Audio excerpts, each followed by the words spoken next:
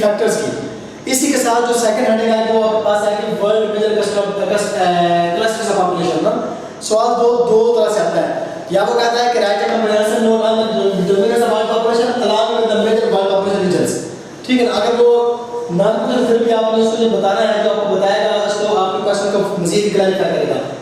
पहला हमारे पास जो क्लस्टर 1 है वर्ल्ड का, क्लस्टर 1 दुनिया में सबसे ज्यादा आबादी ईस्ट एशिया में है। ये वर्ल्ड का फर्स्ट क्लस्टर है। यहाँ पर हमारे पास चाइना सबसे बड़ी एग्जांपल है। चाइना है, साउथ कोरिया है, जापान है, नॉर्थ कोरिया है, फिलीपाइन है, ताइवान है, वियतनाम है। देन क्लस्टर बी हमारा पॉपुलेशन का सेकंड क्लस्टर हमारे पास साउथ एशिया है। यहाँ पर पाकिस्तान है, इंडिया है, बांग्लादेश है, 3 बड़े बड़े पॉपुलेटेड रीजन्स हैं। Then comes cluster third, this is हमारे पास वेस्टर्न यूरोप है। Then cluster 4, this is North America है। इसके अंदर यूएसए और कनाडा भी आता है। ठीक है, ये हमारे पास दुनिया के मेजर जो 4 मेजर जो क्लस्टर ऑफ वर्ल्ड पॉपुलेशन है वो ये है। ठीक है, तो ये आपको बता देना है।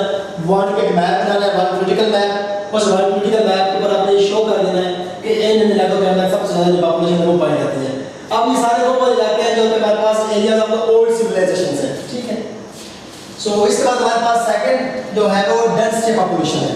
मैप बनाना बहुत जरूरी है, वर्ल्ड मैप बनाए उसके ऊपर आप इसको शो कर दें। डेंसिटी क्या है?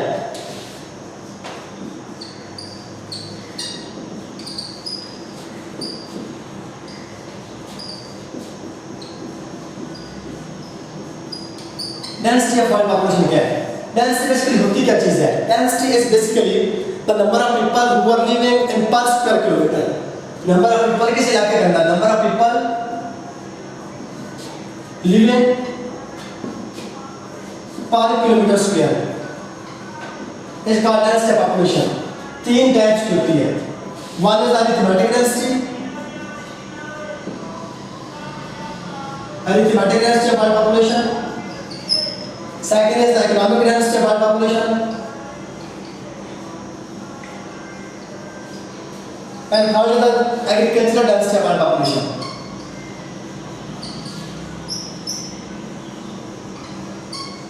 Arithmetic density के अंदर हम ये कहते हैं number of people divided by total area. ये इसका फार्मूला है। किसी एक इलाके के अंदर कितने लोग रह रहे हैं उसको उस पूरे इलाके के पर स्क्वायर किलोमीटर पे डिवाइड कर दें तो ये अरिथमेटिक डेंसिटी निकल आती है।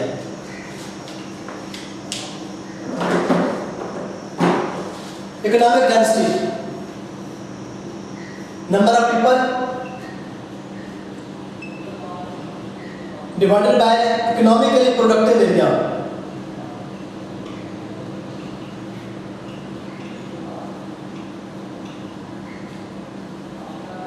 अच्छा, इसमें और इसमें फर्क ये है, यहाँ पर हम टोटल एरिया की बात करते हैं, चाहे वो प्रोडक्टिव है चाहे वो अनप्रोडक्टिव है, चाहे वहाँ पर फसलें उगा रहे हैं चाहे वहाँ पर कोई मिनरल है या जो भी है, इस तरह सारा एरिया जाता है। आपका रेजिडेंशियल एरिया भी आ जाएगा, आपका मतलब डेजर्ट्स भी आ जाएंगे, प्लेन एरियाज भी आएंगे, रिवर्स भी आ जाएंगे, वाटर बॉडीज भी आ जाएंगे, सारे पूरा एरिया को पूरा हम डिवाइड करते हैं। इसके अंदर सिर्फ आप इकोनॉमिकली प्रोडक्टिव लैंड की बात करेंगे। ठीक है, जहाँ से आप कोई एग्रीकल्चर ग्रो कर रहे हैं, कोई माइंस एक्सप्लोर कर रहे हैं या वहाँ पर कोई फिशिंग कर रहे हैं या जो इकोनॉमिकली प्रोडक्टिव लैंड है उस पर डिवाइड करेंगे। एग्रीकल्चर डेंसिटी के अंदर नंबर ऑफ पीपल को हम डिवाइड करेंगे एग्रीकल्चरली प्रोडक्टिव लैंड पे, एग्रीकल्चरली प्रोडक्टिव लैंड पे। अब यहाँ पे हम सिर्फ एग्रीकल्चर लैंड की बात करेंगे।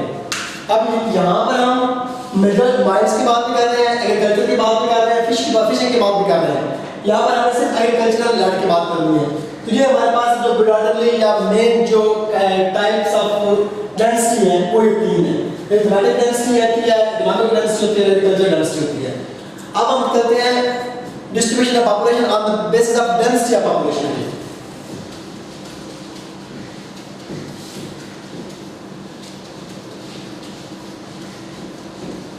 Distribution of population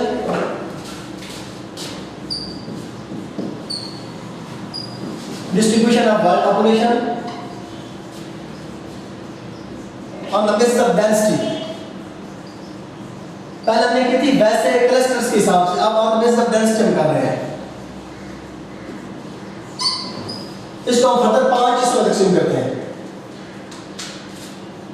पहला nearly uninhabited regions, सेकंड करते हैं sparsely populated regions,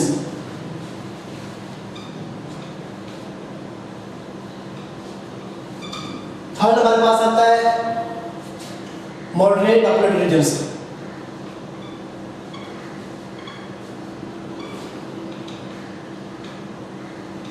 फिर हमारे पास आता है dense populated regions,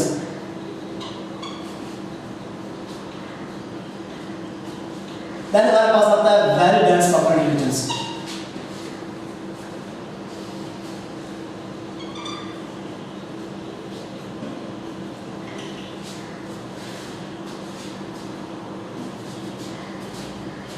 nearly uninhabited regions जो दुनिया के वो वाले इलाके हैं जहां पर लेस देन 1% पर स्क्वायर किलोमीटर आता है, लेस देन 1% पर किलोमीटर स्क्वायर आता है। इसके अंदर हमारे पास 1 to 20% पर किलोमीटर स्क्वायर रहते हैं। इसके अंदर 20 से 50% पर किलोमीटर स्क्वायर रहते हैं। इसमें 50 से 100% पर किलोमीटर स्क्वायर रहते हैं और इसमें मोर देन 100% पर किलोमीटर स्क्वायर रहते हैं। अच्छा, अब नियरली अनहेबिटेड रीजन्स वो इलाके हैं जहां पर लेस देन 1% पर स्क्वायर किलोमीटर रहता है। अब ये हमारे पास लेस देन 10% है, ये 10 to 20 है, ये 20 to 50। ये दुनिया के वो इलाके हैं जहां पे हमारे पास हार्श टाइप ऑफ क्लाइमेट है, यहाँ पे हमारे पास मतलब डिस्करेजिंग एनवायरनमेंट है, ठीक है ना। यहाँ पे दर्जा या तो बहुत कम है या बहुत ज़्यादा है। यहाँ पर बारिश बिल्कुल नहीं होती, ठीक है। जो डेजर्ट एरियाज है, जो पोलर एरियाज है, ठीक है ना। यहाँ पर सिर्फ नोमैडिक ट्राइब, जो नोमैडिक पीपल वो रह होते हैं। स्पार्सी के अंदर 10 से 20% पर स्क्वायर किलोमीटर आते हैं। ये दुनिया के वो इलाके हैं जो नियरली अनइनहैबिटेड रीजन्स के साथ वाक़ हैं, ठीक है। अगर पोलर आर्कटिक और अंटार्कटिक सतह के साथ अगर हम बात करें, हमारे पास जो उनके साथ मिले हुए या अटैच्ड जो हमारे जो एरियाज हैं, तो उनको वो हमारे इसके अंदर आते हैं। then हमारे पास मॉडरेट पॉपुलेटेड रीजन्स, ठीक है, जो हमारे पास टेम्परेट बेल्ट्स हैं। ये हमारे पास 10 पॉपुलेटेड रीजन्स आ जाते हैं, जहाँ पर हमारे पास 50-100% पर स्क्वायर किलोमीटर है। then very dense populated regions, यहाँ पर मोर देन 100% पर स्क्वायर किलोमीटर आते हैं। ये वो इलाके हैं जो वर्ल्ड के मेजर क्लस्टर का पॉपुलेशन है। ये मॉडरेट पॉपुलेशन है, डेंस पॉपुलेशन है, ये मॉडरेट है, इस पार्ट से पॉपुलेटेड और जनरली अनइनहैबिटेड रीजन्स हैं, ठीक है। तो ये हमारे pass on the basis of dense population हम वर्ल्ड की डिस्ट्रीब्यूशन भी कर सकते हैं और फिर हम इसको एक वर्ल्ड का पॉलिटिकल मैप बना के उसके ऊपर हम शो भी कर सकते हैं कि ये एरिया जो है यहाँ पर अनइनहैबिटेड है, जो extreme north pole, extreme south pole है, ठीक है। यहाँ हमारे पास जो डेजर्ट एरियाज है वो इनके अंदर आते हैं। उसके बाद स्पार्सी है जो एक्सट्रीम नॉर्थ और एक्सट्रीम साउथ पोल के साथ साथ के इलाके हैं, ये मॉडरेट जो से नीचे वाले हैं, डेंस से नीचे वाले हैं, और ये हमारे पास हाईली बेसिकली पॉपुलेटेड रीजन्स हैं, ठीक है। उसके बाद हम बात करते हैं, ये हमारे पास है distribution of world population on the basis of density. अब हमें पॉपुलेशन ग्रोथ की बात करनी है। So now we discuss the population growth.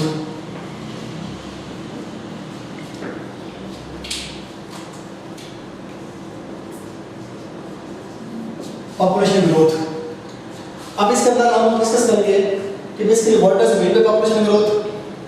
Basic हमारे पास इंडिकेटर्स कौन से हैं जिनकी बेस पर पता चलता है कि पॉपुलेशन ग्रो कर रही है, पॉजिटिव ग्रोथ और नेगेटिव ग्रोथ में पॉपुलेशन क्या है, और major theories of population growth क्या है। Population growth is basically the equation between the birth rate and the death rate. Equation between birth rate and death rate of an area, of a geographical area.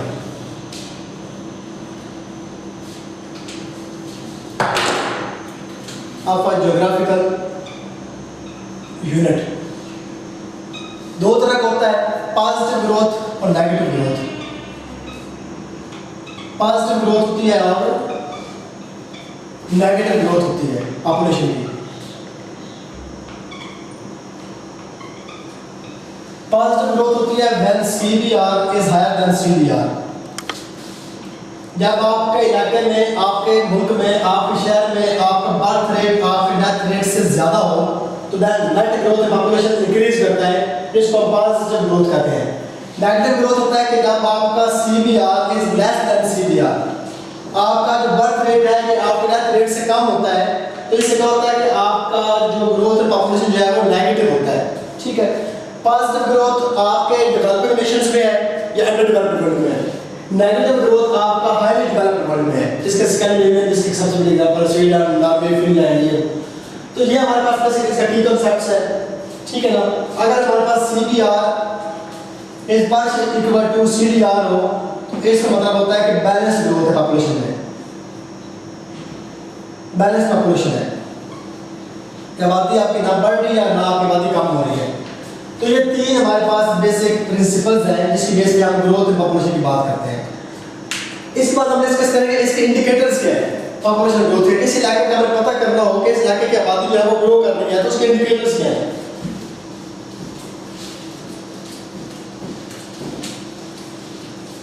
Indicators क्या है population growth के, जो हमें ये बताते हैं कि इस इलाके की आबादी वो बढ़ रही है कम हो रही है। पहला इंडिकेटर CBR है। CBR stand for crude birth rate, formula number of live births in 1 year in a geographical area divided by total population multiply by 1000। अब इसके अंदर हम इसको वर्ड क्रूड को इस्तेमाल किया, CRUDE crude, why we use crude. इसका मतलब ये है कि जब हम नंबर ऑफ लाइव बर्थ्स की बात करते हैं ना, तो इसके अंदर हम सेग्रीगेट नहीं करते कि वो पैदा होने वाली बच्ची थी या बच्चा था, हम टोटल बात करते हैं लाइव बर्थ्स की। इसको हम तकसीम करते हैं टोटल पॉपुलेशन में और उसको मल्टीप्लाई करते हैं 1000 के साथ, ये क्रूड बर्थ रेट आता है। उसके बाद हमारे पास आता है crude death rate.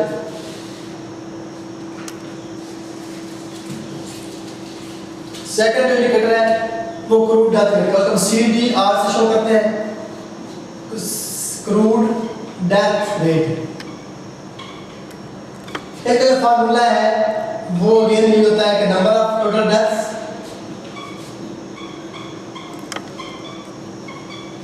In 1 year divided by total population multiply by 1000। तो ये हमारे पास आता है क्रूड डेथ रेट। अगेन यहाँ पे क्रूड के टर्म हमने इसलिए इस्तेमाल किया कि इसके अंदर हम ये नहीं करते कि फौत होने वाला मरने वाला बंदा था या बंदी थी, मरता या औरत थी, तो इस वजह से हम इसको क्रूड डेथ रेट कहते हैं। ठीक है, उसके बाद थर्ड हमारे पास जो हमारे पास इंडिकेटर है वो हमारे पास IMR है। IMR it stands for infant mortality rate।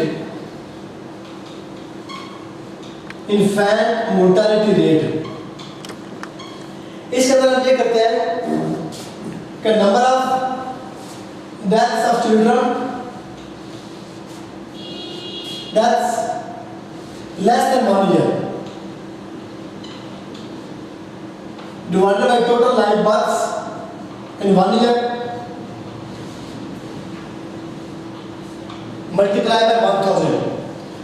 Infant mortality rate से क्या मुराद है, हम ये देखेंगे किसी एक खास इलाका है, कोई ज्योग्राफिकल एरिया है, उसके अंदर एक साल में फौत होने वाले जो बच्चे या बच्चियां हैं कि जिनकी एज 1 साल से कम थी, पैदा वो जिंदा हुए थे लेकिन वो 1 साल की उम्र में पहुंचने से पहले फौत हो गए, उसको हम डिवाइड करेंगे टोटल लाइफ बर्थ्स पे कि 1 साल में एक इलाके के अंदर टोटल जिंदा कितने बच्चे पैदा हुए थे, और पे तकसीम करेंगे, उसको हम 1000 से मल्टीप्लाई करके करेंगे तो ये हमारे पास दिख जाएगा infant mortality rate. This is the third indicator of population growth. The fourth one is the child mortality rate, CMR। This is child mortality rate. इसके अंदर हम क्या करते हैं, number of deaths between the age of 1 to 5 year divided by total live births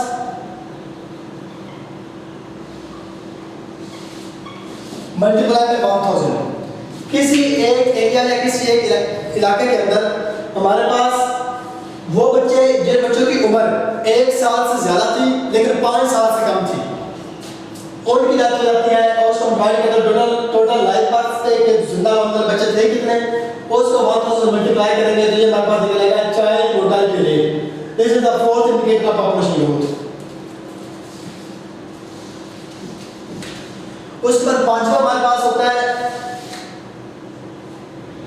fertility rate, TFR। It stand for total fertility rate. इसका मतलब होता है कि the number of children conceived by women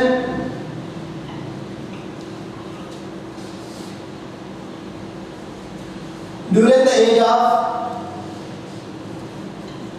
14 to 49 years।